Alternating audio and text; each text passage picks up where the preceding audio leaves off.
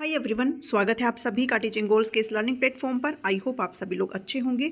ये जो मैं वीडियो बना रही हूँ, ये जो मुझे चीज़ मिली है वो कहीं ना कहीं बहुत इंटरेस्टिंग है, बिकॉज आप इसमें पढ़ पा रहे हो कि हरियाणा की सरकारी नौकरियाँ 2019 बनाम 2024 जो चीज़ें उठनी चाहिए थी, जिस चीज़ का मुद्दा बनना चाहिए था, वो जो चीज़ है यहाँ पर, वो यहाँ पर उठ के आई है कि भाई पहले क्या चीज़ें थी 2019 के टाइम पर, कितनी भर्तियां हुई थी, कैसे स्मूथ तरीके से सारी चीज़ें चली थी। तो अभी 2024 में 19 से जो 24 का ये समय निकला है, जिसमें आपकी भर्तियां जो है बहुत ही कम हुई है, और जो भी हुई है वो कहीं ना कहीं रुक के खड़ी हो गई है। इतने सारे केसेस लग गए हैं, जो भी कारण है उनका, तो उसका क्या रीज़न है वो यहाँ पर डिस्कस किया गया है। तो मैं आपके साथ इसे डिस्कस करने की कोशिश कर रही हूँ, और कहीं ना कहीं जो ये मुद्दा उठा है ये उठना भी चाहिए है, और थोड़ा मुझे लग रहा है, थोड़ा रिलीफ मुझे लग रहा है कि चलो कोई तो इस चीज़ के बारे में बात कर रहा है। देखो, यहाँ पर जो चर्चा का विषय बना हुआ है वो बेरोजगार पात्र युवाओं में सरकारी भर्तियों की यहाँ पर चर्चा हो रही है कि पहले क्या था और अब क्या है यहाँ पर। तो अगर आप इस चीज़ को कहीं ना कहीं अगर देख पा रहे हैं, और ये जो चर्चा हो रही है वो इसलिए हो रही है क्योंकि 2019 के टाइम पर बहुत सारी भर्तियां निकली थी, जिसमें जो भी पात्र युवा थे उनको नौकरियां मिली थी। तो 2019 में हरियाणा में भाजपा को 40 सीटें मिली थी, और इसमें एक बड़ा योगदान 2015 से 2019 के बीच दी गई सरकारी नौकरियों का रहा है, क्योंकि उस टाइम जो HSSC के चेयरमैन हुआ करते थे वो भारत भूषण भारती हुआ करते थे, जो कि आज के जो चेयरमैन है भोपाल सिंह खत्री जी, उनसे बिल्कुल अलग है। क्यों अलग है वो आपको यहाँ पर बिल्कुल समझ में आएगा, क्योंकि उस टाइम पर भारती जी ने क्या किया था, बिना रुके बिना थके सरकारी पदों पर भर्तियां करते रहे थे। ऐसा नहीं था कि पहले जो है चीज़ें नहीं होती थी, पहले केस नहीं होते थे, पहले जो दिक्कत है वो भर्तियों में नहीं आती थी, सब होता था, पहले सारी चीज़ें होती थी। लेकिन भारत भूषण भारती जी ने अध्यक्ष रहते हुए ये सारी चीज़ें अच्छे से हैंडल करी। उन्होंने सोशल मीडिया से, यानी कि आज के टाइम में तो पता है भाई क्या होता है, जो हमारे जो चेयरमैन साहब है वो पहले ही बता देते हैं हम ये करेंगे हम वो करेंगे, जबकि उन्होंने करना धरना कुछ होता नहीं है। लेकिन पहले के टाइम में ये कहा गया कि उन्होंने मीडिया से बिल्कुल दूरी बनाकर रख ली थी, सोशल मीडिया के लोग आयोग में घुस भी नहीं सकते थे। इसीलिए वहाँ पर क्या हुआ कि काम हुआ है वहाँ पर, ठीक है। वहाँ पर आपने देखा होगा भाई, ग्रुप जो डी की जो भर्ती है वो भी कहीं ना कहीं हुई थी। तो 2019 की बात करें तो 2019 का जो विधान सभा का चुनाव हुआ, तो भाजपा ने जहां 75 पार का नारा दिया था, इसमें जो सरकारी नौकरियां इन्होंने दी उनके बेस पर काफ़ी जो युवा थे उन्होंने इनको वोट दिया था। और इस वोटिंग के चक्कर में, क्योंकि वोट दिया था, और साथ ही जो 18,000 से ज़्यादा ग्रुप जो डी की भर्ती हुई थी, इसका भी काफ़ी असर जो है चुनाव में देखने को मिला था, और इन लोगों को 40 सीटें मिली थी। जबकि इन्होंने क्या किया था, गठबंधन किया था। भाई जो करंट में जो अपना बीजेपी वाला जो चला हुआ है वो गठबंधन वाला है, भाजपा ने जेजेपी के साथ मिलकर करी थी। सीएम जो है वो अपने जो खट्टर साहब है वो है, और हमारे जो डिप्टी सीएम है वो कौन है, वो दुष्यंत चौटाला है। तो ये गठबंधन की सरकार है हरियाणा में। हालांकि अब पता नहीं क्या होगा, गठबंधन रहेगा कि क्या रहेगा, भगवान जाने। जो इन्होंने काम किया है वो तो इनको फल मिलेगा ही। 2019 में गठबंधन से सरकार बनाई, और 2019 से अब तक सरकारी नौकरियों पर भर्ती न होने से युवा उतने ही नाराज हो गए हैं, क्योंकि पहले जो इन्हें 40 सीटें मिली थी वो कहीं ना कहीं उन्होंने वैकेंसी निकाली थी, काम भी किए थे, इस चक्कर में इनको मिला था। लेकिन अभी इन्होंने कुछ नहीं किया है भाई, चाहे आप टीचिंग की पोस्ट लगा लो, जितने भी इन्होंने नॉन टीचिंग की जो पोस्ट निकाली है, या तो इन्होंने कैंसिल कर दिया है। HKRN वाला अगर आपको नहीं पता है तो HKRN की ये भर्ती निकाल चुके हैं, और जिनको ऑलरेडी HKRN के थ्रू इन्होंने सेलेक्ट किया है, जो ऑलरेडी वर्किंग है, मेरे पास पर्सनली मैसेज आता है कि उनको एक भी दिन की सैलरी नहीं मिली है, 1 साल हो गया उनको सैलरी नहीं मिल रही है। ऐसे कौन काम करेगा वहाँ पर, है ना। अब आप अगर आप कहीं पर जा रहे हो, आप बसेस का किराया भी दे रहे हो, बिकॉज ऐसा तो नहीं है कि घर के पास में आपको कोई स्कूल उन्होंने दे दिया होगा भाई, आपको स्कूल दूर भी दिए होंगे। तो जब कोई भी बंदा जा रहा है नौकरी करने के लिए, उसको सैलरी नहीं दे रहे हैं, है ना। वैसे ये करोड़ों लगाने की बात करते हैं तो HKRN का, और जबकि खट्टर साहब ने तो यही कह दिया हम तो भर्ती करते ही नहीं है HKRN में, हमने तो सिर्फ रजिस्ट्रेशन करवाया है, ये खुद ही मुकर रहे हैं इस चीज़ से। तो ये कंपैरिजन आपको दिखाया जा रहा है यहाँ पर, जो कि मुझे बहुत सेटिस्फेक्शन इससे फील हो रही है कि चलो कोई तो है इस चीज़ के बारे में बात कर रहा है कि 2019 से और अब क्या स्थिति आ गई है।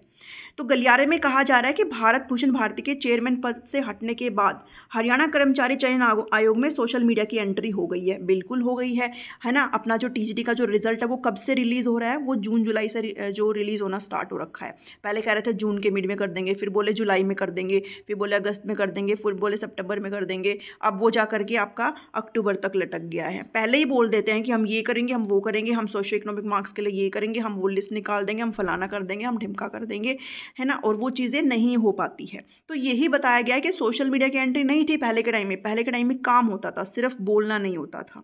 आज के टाइम में सिर्फ इंटरव्यूज़ दिए जाते हैं कि हम ये करेंगे वो करेंगे, जबकि उसका कुछ भी नहीं हो पाता है। सोशल मीडिया पर आयोग की जो सूचना वो पहले ही वायरल हो जाती है, और ये सबको पता है। भारती जी के हटने के बाद अब तक पुरानी भर्ती ही हो रही है, मगर नई भर्तियां उतनी संख्या में नहीं हो पाई है जितनी दी जानी चाहिए थी। इसके लिए मुख्यमंत्री क्या चीज़ जिम्मेदार मानते हैं? इसके लिए मुख्यमंत्री कहते हैं कि जिन्होंने केस किया है उनकी वजह से ये हो रही है।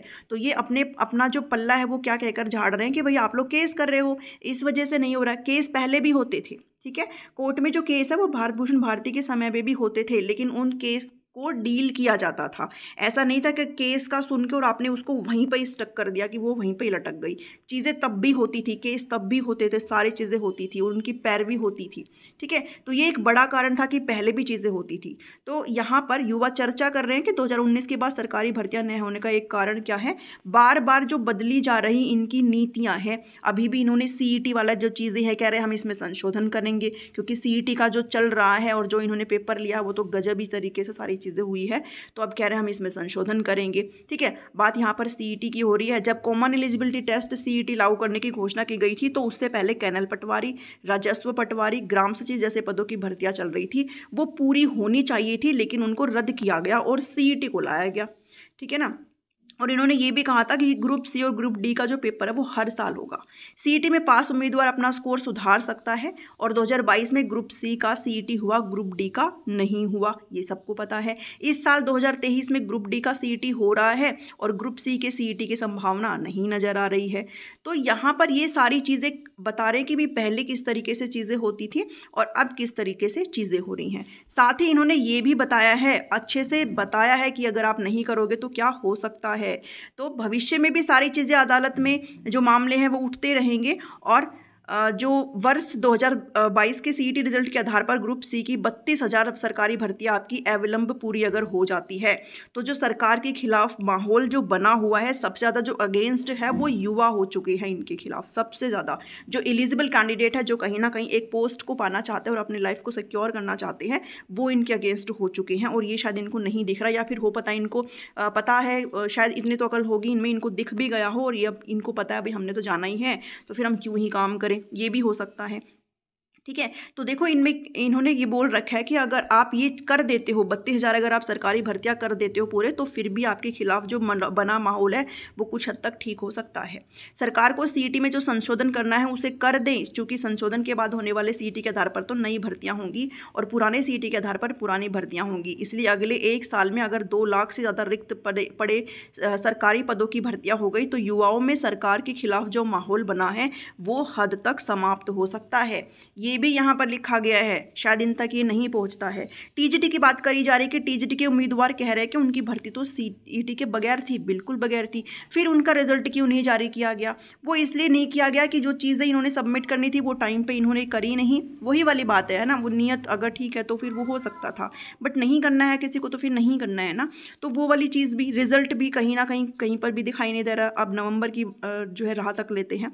ग्रुप C के 32,000 पदों की भर्ती पूरी करने के लिए सामाजिक आर्थिक मानदंड, ये आपका जो 5 मार्क्स का है, इसने बहुत सबका दिमाग खराब कर रखा है कि पहले वेरिफिकेशन क्यों नहीं करवाई। तो अदालत में उम्मीदवारों की तरफ से अपने हक के लिए केस नहीं किया जा सकता। भाई सब करेंगे, जिसको जो दिक्कत आ रही है वो तो केस करेगा। हालांकि बहुत सारे ऐसे भी केस हो जाते हैं जो नहीं होने चाहिए, बट ठीक है, सबका अपना अपना ये लोकतंत्र है, सब अपना अपना यहाँ पर कर सकते हैं चीज़ें, लेकिन उस चीज़ को हैंडल करने का होता है। पहले भी केसेस होते थे, पहले कैसे चीज़ें हैंडल हो जाती थी, अब आप क्यों नहीं कर पा रहे हो? ये एक सवाल यहाँ पर उठाया गया है कि मुख्यमंत्री मनोहर लाल यह भी जांच कराए कि आखिर ये भर्तियाँ क्यों फंसी हुई है, क्या कारण है। अकेले यह कह देना कि भर्ती रोको गैंग अदालत में जाकर स्टे ले आता है, ये सही नहीं होगा। आप सिर्फ ये कह करके अपना पीछा नहीं छुड़ा सकते हो कि भाई लोग जो है केसेस कर रहे हैं इसलिए हम कुछ नहीं कर सकते। आपको इसके लिए कुछ करना होगा, ठीक है। अदालत में जाने का हक सभी को है, किसी को रोका नहीं जा सकता है, आगे भी नहीं रोका जा सकेगा। सरकार और HSSC अपना तंत्र मजबूत करे। तो यहाँ पर इस पूरे आर्टिकल में जो एक एक लाइन है ना, वो बहुत ही सही यहाँ पर लिखी गई है कि पहले चीज़ें क्या थी, अब चीज़ें क्या हैं। तो आपको भी पढ़ के सब चीज़ें समझ में आ रही है ना। मुझे ये चीज़ बहुत सही लगी, इसलिए मुझे लगा आपके साथ भी शेयर करनी चाहिए है। आपका क्या राय है, क्या आपके कहना है इस चीज़ के बारे में, ज़रूर कमेंट करिए। कमेंट सेक्शन आप लोगों के लिए ही होता है, ज़रूर कमेंट करके बताइए।